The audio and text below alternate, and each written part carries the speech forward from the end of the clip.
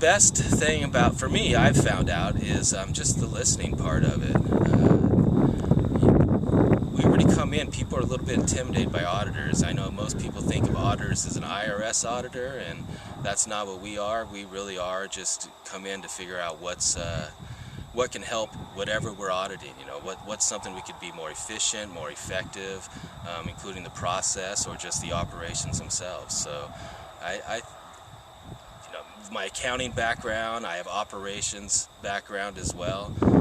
So all those have really helped me to be a pretty good auditor. I get good reviews anyhow, so everybody always says that I'm a good listener. That comes up in my reviews a lot, that I've researched well, and I seem to know the topic.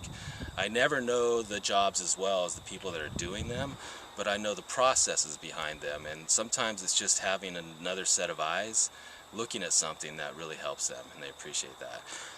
How do you think your skills as a longtime baseball player will help you as a council member? You know, being able to just operate when you know, it starts to get a pretty tense moment. I've always been kind of a clutch player, so I think that's something that would help as a council member. Just not being afraid to take that swing. I think that would be. Did you ever get ejected from a game for arguing with the umpire? Not arguing with the umpire. So I'll say no to that. Did you ever charge the pitcher when he hit you at all? No, never done that. So I've never instigated anything. I have been ejected from 2 games, but it wasn't really anything. It was my doing. Did you chew tobacco and spit it at all? Or no? No, I did. You know, I tried once, not in a game, but in practice, and I slid and swallowed it, and that was the end of my tobacco chewing days. And I got really sick from it, and I never wanted to do it again. Did you ever get in trouble for too much pine tar on your bat or anything like that? No pine tar, because we were all aluminum bats back then. But yeah, Okay. and when I was in Little League and juniors, I did use a wooden bat, and actually it was, at one point I was batting .750, so a lot of people felt that that bat itself had some special powers, kind of like the whole Wonder Boy thing. But Did you keep that bat? I still have it. It's sitting right by my door. It's broke. I remember, you know, Eric Cooley, and we just talked about that. He everybody started wanting to borrow my bat and use my bat because, you know, it had special powers, and he broke my bat. I remember him bringing it to me saying, "Mike, I broke your bat." And you know, the next wooden bat I had was never quite the same as that wooden bat. But yeah, I still have it to this day. That's been, what, 40 years. Yeah, so it's kind of like your version of Thor's hammer. Then, so yeah. At the time, you know, and also, you know, I had, I was kind of a throwback to everybody, and for me, it was just, we were poor, so I wanted to have metal cleats, so I pulled out some of my dad's old metal cleats, and boy, they were old too. Really thin, almost like eel-skin leather. But they're metal, and I liked the sound that they made, and I liked the way I ran in them. So here I was, a kid with the old 1950s cleats, metal cleats, and a wooden bat. So I was kind of the throwback kid. All right. So final question: does A-Rod belong in the Hall of Fame? That's tough. You know, the performance-enhancing drugs. You know that. On one hand, I don't like that it did make the statistics, you know, it skewed the statistics. But on the other hand, you still have to have that talent to hit the ball. So it's a tough one for me. Does he belong in the Hall of Fame? Yeah. Do we have to do an asterisk? Probably. I mean, if we're going to stay with the asterisk, we might as well do it for A-Rod and the others.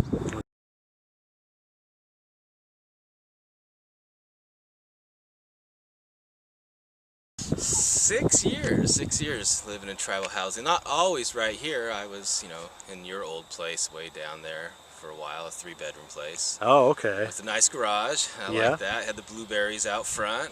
That's awesome, huh? The blueberries were great. I wish we had some up here, but no, we don't. So what do you think about what's life like living in tribal housing?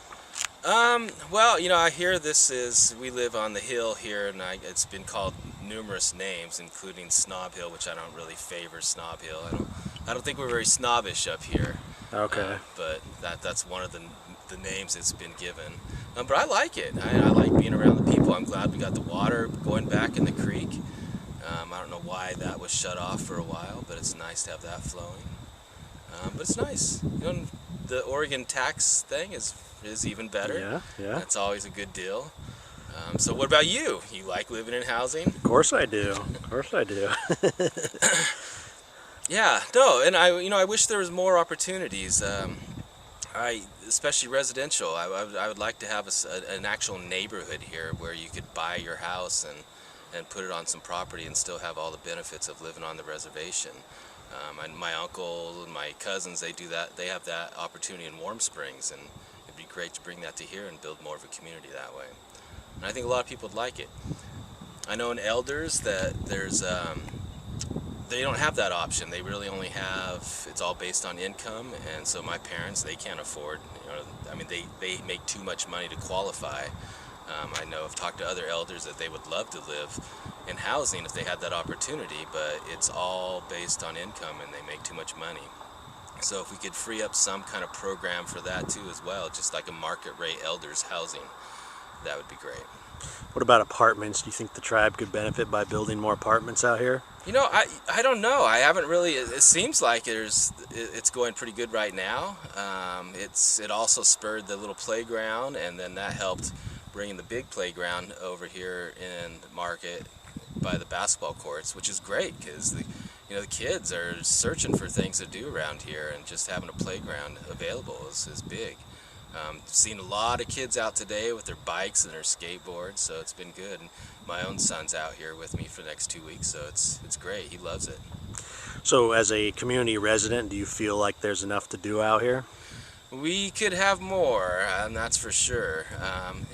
I know the pool is a big topic. I'm not sure how that works within the budget. It'd be great to have something like that, even at the casino, where bowling alley, pool, some other activities that kids could do. That'd be great. Idle time isn't good for anybody, kids, adults.